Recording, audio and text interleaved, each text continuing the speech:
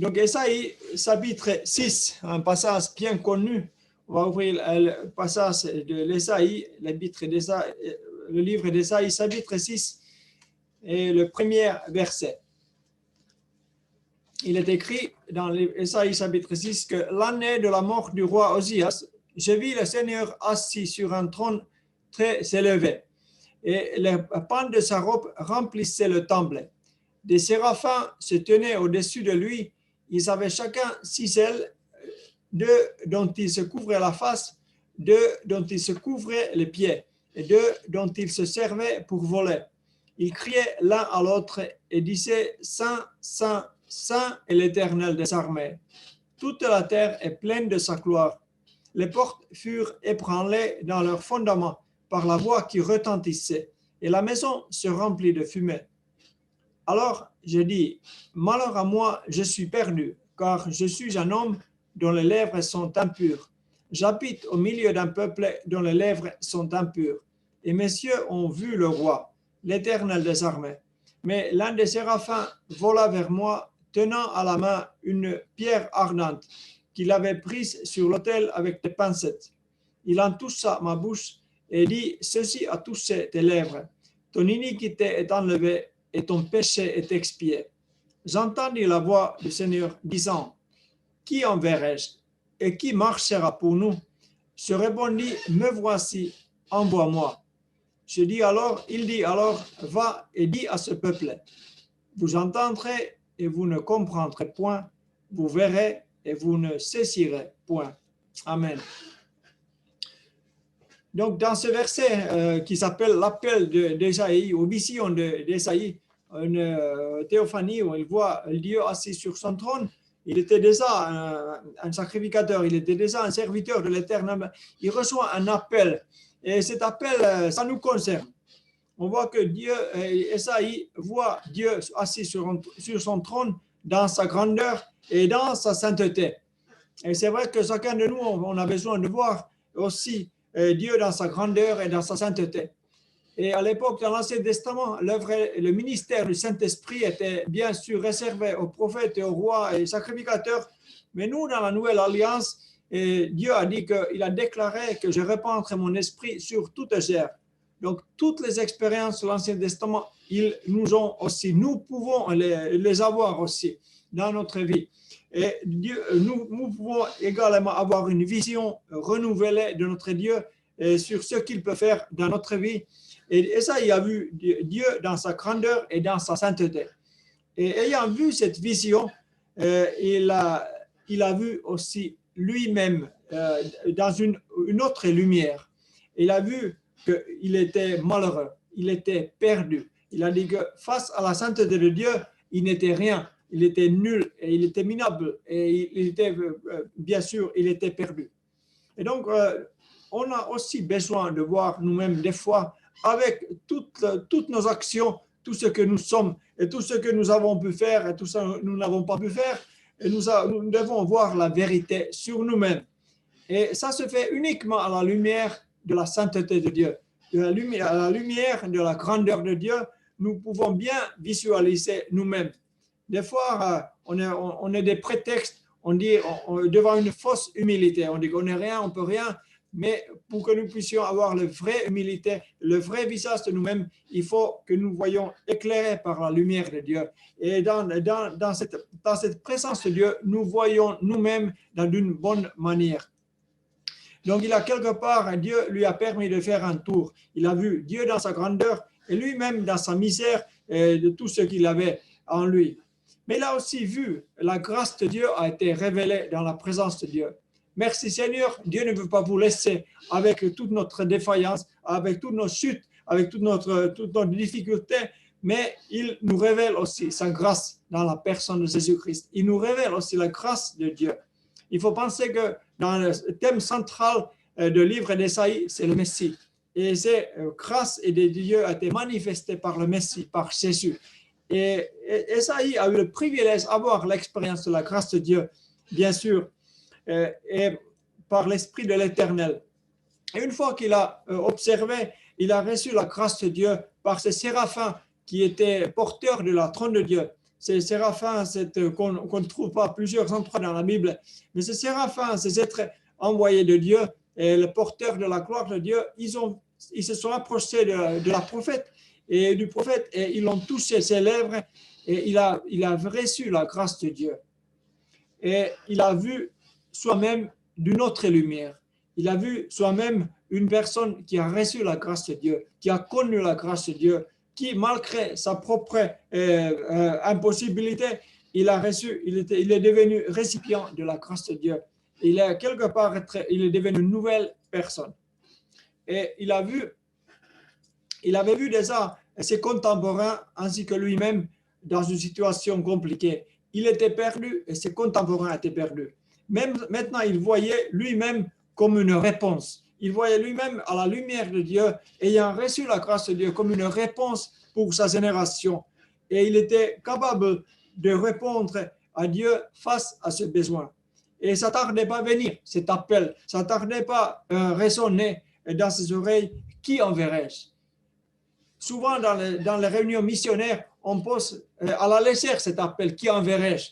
Mais personne ne peut répondre d'une manière digne, une bonne manière, une bonne façon à cet appel sans que ce soit fait dans la présence de Dieu, dans la lumière de Dieu. On voit une fois qu'on a reçu la grâce, la présence de Dieu, et là, on peut répondre d'une bonne manière à cet appel de Dieu, qui enverrai-je? Et la réponse a été donnée. Esaïe était préparé, il a dit que me voici, envoie-moi. Et ce n'était pas une réponse facile, et ce n'était pas un appel facile non plus, car Dieu dit, va et dis à ce peuple. Donc il n'était pas envoyé ailleurs, il n'était pas envoyé loin, il était envoyé à son peuple, et il était envoyé vers Juda, Israël. Et il dit que vous entendrez et vous ne comprendrez point. Dieu n'a pas promis qu'ils vont l'écouter. Dieu n'a pas promis qu'ils verraient ce qu'il lui, le prophète, voulait leur montrer. Il dit que vous verrez, mais vous ne saisirez point. C'était une promesse de difficulté qu'il y a devant lui. C'est vrai qu'il a été amené auprès du roi Ézéchias à écouter ses conseils, mais après, le roi Manassé, le pire des rois, et selon la tradition juive, vers la fin de son ministère, Esaïe a été scié et coupé en deux dans une tronc d'arbre creux. Il a été coupé en deux et c'est ça sa fin. Et donc, ça n'a pas été difficile. Il a servi pendant 5 rois et pendant 60 années. Il a servi comme un prophète à Israël, à Juda plus particulièrement. Donc, ces étapes qu'il a vues dans la présence de Dieu, c'est important que nous puissions connaître ces mêmes aspects. Et aussi sous la nouvelle alliance, car le ministère du Saint-Esprit est agissant dans nos églises et dans nos vies. Nous avons 3, et le Saint-Esprit va nous attirer vers Dieu, dans la présence de Dieu, pour qu'il puisse aussi nous faire voir des choses quand on a besoin de voir. Et souvent, nous voulons déformer appel.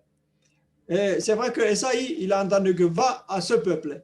Des fois, nous voulons aller dans un autre peuple. Nous voulons aller, Dieu dit que tu serviras Dieu dans ta ville. Et moi, je dis que non, je vais aller à la ville de côté. Et nous voulons déformer cet appel, nous voulons désorienter quelque part là où Dieu veut nous envoyer. Là où peut-être c'est plus facile, là où il y a des gens qui m'écoutent un peu mieux. Mais des fois, Dieu commence à envoyer dans ma famille, dans ma ville, dans mes amis, dans mon travail, dans mon université. Dieu dit que parle à ce peuple-là. Parle à ses amis. Et souvent, on veut éviter là où on a quand même une tendance que notre témoignage puisse porter du fruit. Mais Esaïe accepte l'appel. Il va rester au sein de son peuple. Et il exerce son ministère de prophète pendant 5 rois, justement. Donc, la dernière était très méchant qu'il a tué selon la tradition juive. Et ce qui est central de la message du livre d'Esaïe, c'est le Messie. Il voit plus clairement de tous les autres prophètes de l'Ancienne Alliance le Messie, comment il est, comment Jésus allait venir 700 ans plus tard. Et il voit clairement le Messie, et ça, il parle à son peuple, bien sûr, au sujet du Messie. Et il précise aussi la repentance, quand le peuple n'était pas dans un bon état. Et il allait amener un peu plus tard dans la captivité, dans l'exil, à cause des péchés du Manassé. Et donc, il traite les sujets difficiles et essentiels dans ses prédications, dans ses prédictions qu'il accorde à son peuple Juda. Et je voudrais ensemble de voir une de ces prédications qu'il accorde vers la fin de son livre. Peut-être c'est aussi vers la fin de son ministère. Il voit des comportements qui ne tenaient pas à la face de Dieu, dans la présence de Dieu. Et il presse à son peuple selon qu'il a été envoyé. Et donc, Ésaïe chapitre 58, c'est un thème qu'il est question du jeûne. Et l'Éternel veut communiquer une parole à son peuple sur le vrai et sur le faux jeûne. C'est vrai que beaucoup de choses on peut faire d'une bonne manière et d'une mauvaise manière. Et son peuple faisait le jeûne, exercice de la piété, d'une mauvaise manière. Et Ésaïe, quand il commence cette prédication, et Ésaïe reçoit le conseil de Dieu, chapitre 58. Premier verset, il entend ces paroles, crie à plein gosier, ne te retiens pas.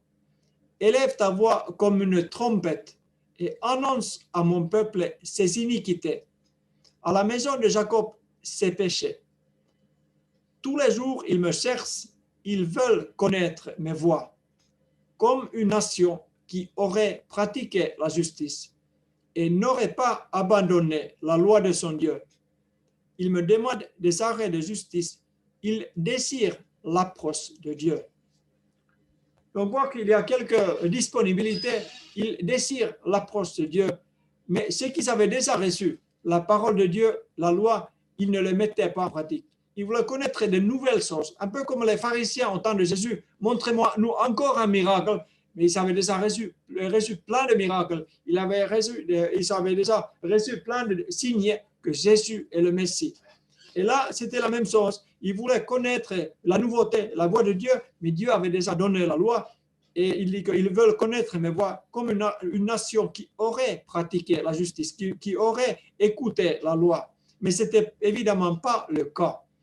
Et Ésaïe commence leur porter la parole.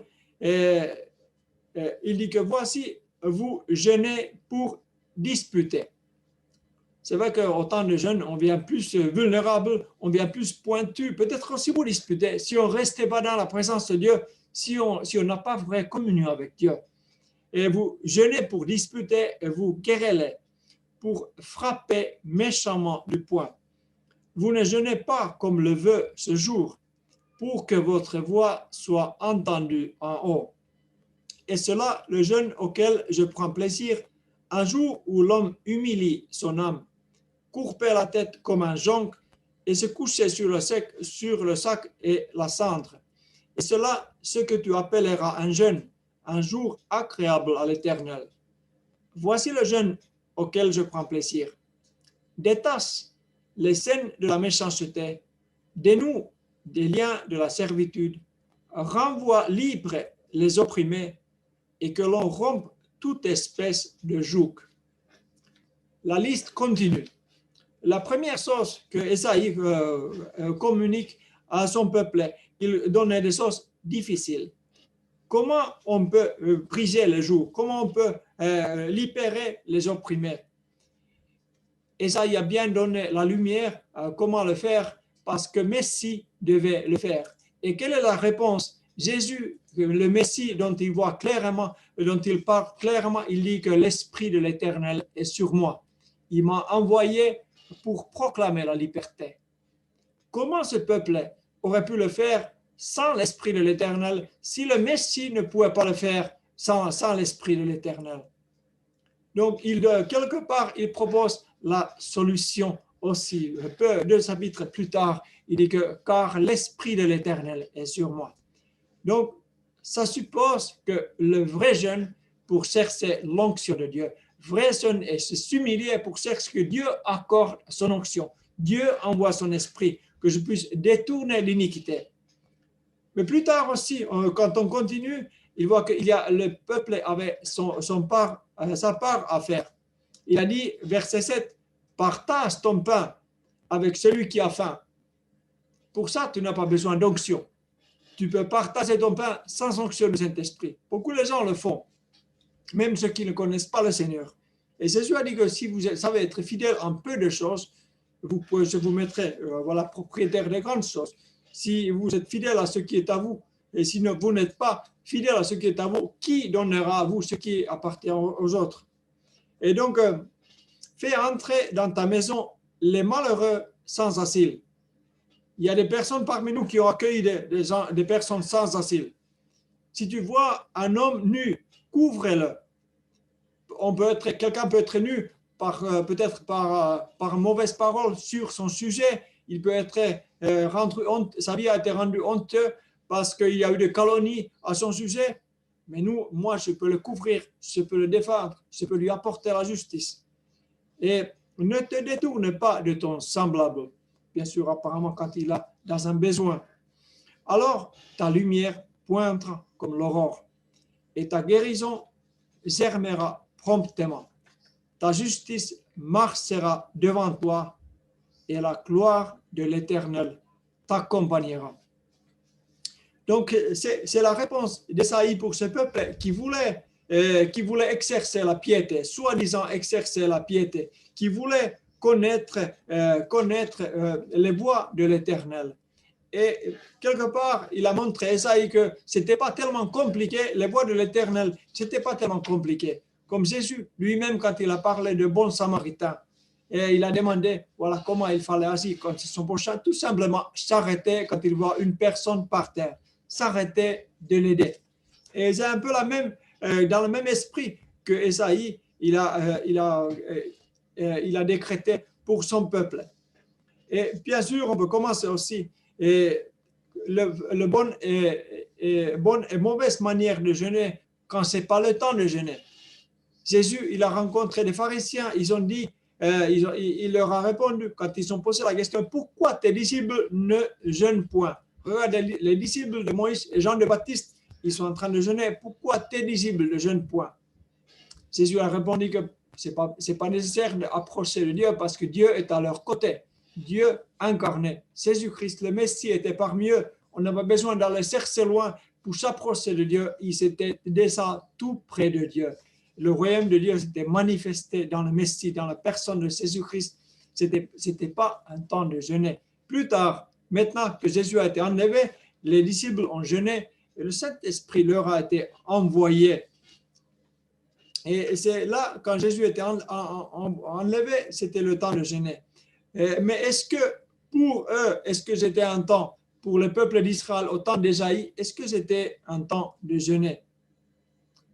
Ésaïe dit lui-même dans le chapitre 22, le Seigneur, l'Éternel des armées, vous appelle en ce jour à pleurer et à vous frapper la poitrine, à vous raser la tête et à ceindre le sac. Clairement, c'était un temps de jeûner, c'était un temps de lamenter pour la mauvaise conduite du peuple, pour se repentir, peut-être pour éviter l'exil, la déportation, mais ils ne l'ont pas fait. Et ils ont dit que non, ce crime ne vous sera point pardonné plus tard. Et ils ont été envoyés en exil. Ils n'ont pas su s'humilier. Même l'Éternel a envoyé son prophète Ésaïe. Par contre, ils ont manifesté une fausse piété qui voulait cacher la désobéissance.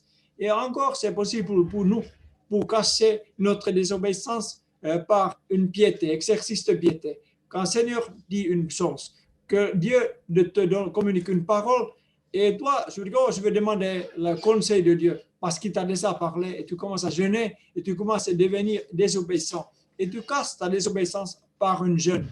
Et alors, c'est une fausse jeûne. Et ce n'est pas une jeûne selon la pensée de Dieu. La pensée de Dieu, c'est plus simple. Tout simplement, tu obéis à Dieu. Et tu n'as pas besoin de jeûner.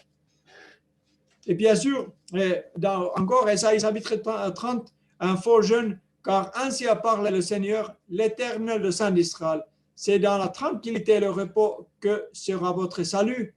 C'est dans le calme et la confiance que sera votre force. Mais vous ne l'avez pas voulu. Vous avez dit non, nous prendrons la course à cheval. C'est pourquoi vous fuirez à la course. Ils n'ont pas été dans le calme et dans la tranquillité, dans la prière, quand c'était le moment de jeûner, quand c'était le moment de chercher la face de Dieu. Ils ont peut-être jeûné, mais ils ont couru droite et à gauche.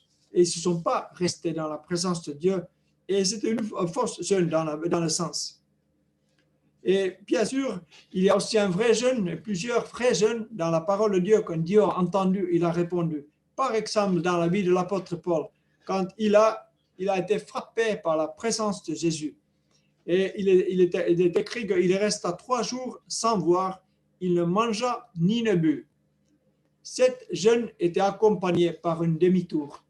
Ce n'était pas seulement un exercice de piété, mais c'était un changement de cœur, changement d'attitude, une repentance profonde, un demi-tour dans la vie, et il est parti dans la bonne direction. Il est parti dans la direction de Dieu. Ce jeûne lui a amené, ou ce jeûne a été accompagné par une repentance profonde.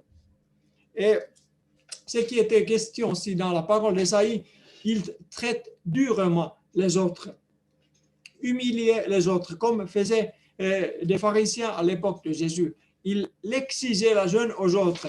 Et pourtant, eux-mêmes, ils n'étaient pas dans le droit avec le Seigneur. Ils n'ont pas écouté Jésus. Par contre, ils voulaient exercer leur piété, une fausse piété. Mais pourtant, Jésus parle du renouveau.